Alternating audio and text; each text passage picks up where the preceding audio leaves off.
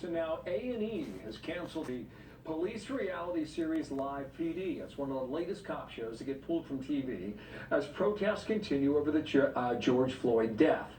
Dan Abrams is the now former host of Live PD and the founder of the Law and Crime Network. Dan, good afternoon to you, and let's try and work our way through this. Why was it canceled? Tell us.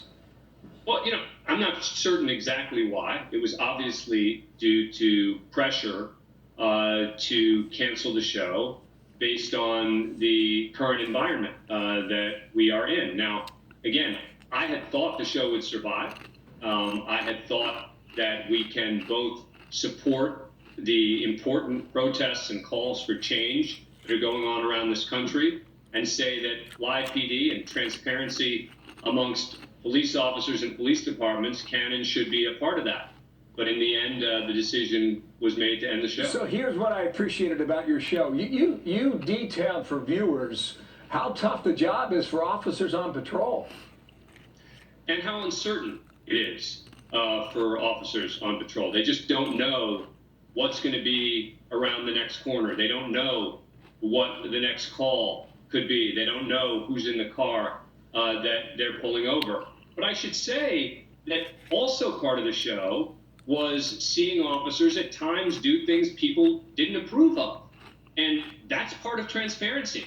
That's part of showing what happens in the life of a police officer. Police officers make mistakes, sometimes worse. And I would think that that's an important part of continuing this effort to say we need body cams on police officers. And I would have thought we need more things like Live PD. Okay, a couple more things I want to work through here. Cancel culture, that's active in America today, PC America. Is that the reason why this show was canceled, do you think? I don't know. I wasn't part of the discussion. I'm the guy who tweeted out a couple days ago, don't worry, the show's not going away. Because I was convinced it wasn't going away.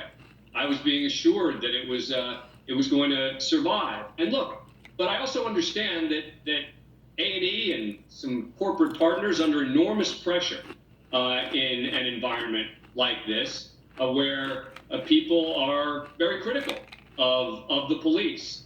So, I don't know exactly why it happened. I wasn't part of it, but I'm disappointed. Okay, a couple more points I want to raise here. Call for number 2, guys. Wall Street Journal. Dan Henninger earlier today in his piece, The Media Self-Censors. He says in the past week, the editorial page editor of the New York Times, the editor of the Philadelphia Inquirer, and the editors of Bon Appetit magazine and the Young Women's website Refinery 29 have been forced out by the staff and owners of their publications for offenses regarded as at odds with the beliefs of the current protests. Are you on that, are you next on that list then, that Henninger writes about? I don't know. I think that each of those cases are a little bit different. I've been pretty outspoken in my views on the fact that I think that some of these places like the New York Times should be willing, ready, and able to have an op-ed from Tom Cotton. They want to fact check it, okay, but the idea that they shouldn't even have his position in the paper to me seems like a mistake. Again, my view in general is let people decide for themselves. Provide people with more information, provide people with fair information, provide people with opinions, and then they can decide for themselves. And it is true that increasingly in this country, we are seeing people isolating on both sides and getting into their bunkers, and they don't seem to want to hear anything from anybody else. Okay, if you're right, then it really extends to this whole conversation that we're having in every street corner in America about a PC world. Now, there was an incident that occurred in March of 2019 where an African American was pursued by officers, and apparently your TV crews were there. It wasn't during a time when you were airing. It was, off season. I think that's the correct way to phrase it. And apparently your policy on behalf of A&E is to destroy the tapes. Now, there's body cam video that still exists among the police department in Texas that is still out there.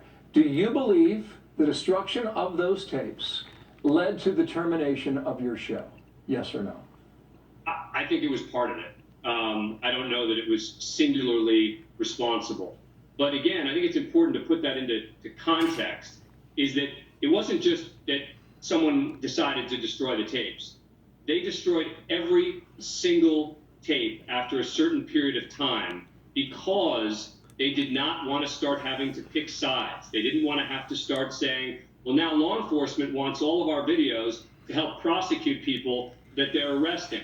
Or a defense attorney then saying, I want the video to do this with it. We were there to chronicle what was happening with policing. But I will say that in this incident, even though there is body cam that was available, I wish that we had saved that tape.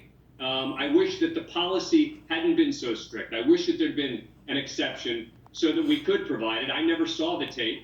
Do you believe then, Dan, just have about 30 seconds left. Yeah. It's an important question here. Do you believe A&E did not want to take the chance to put the show back on the air because of this very tender issue that still exists out of Austin, Texas to this day? I don't know. I mean, again, all I know is that I'm convinced it was part of the issue. And I think that there were a lot of people who were angry. And there are a lot of people who have very good reasons to be angry. I just don't know that taking it out on live PD as opposed to the district attorney or the people who were investigating this with the body cam that they had was the right way to go. Dan, thanks for coming on today, and we will follow it and see where it goes next, if anywhere. Thank you.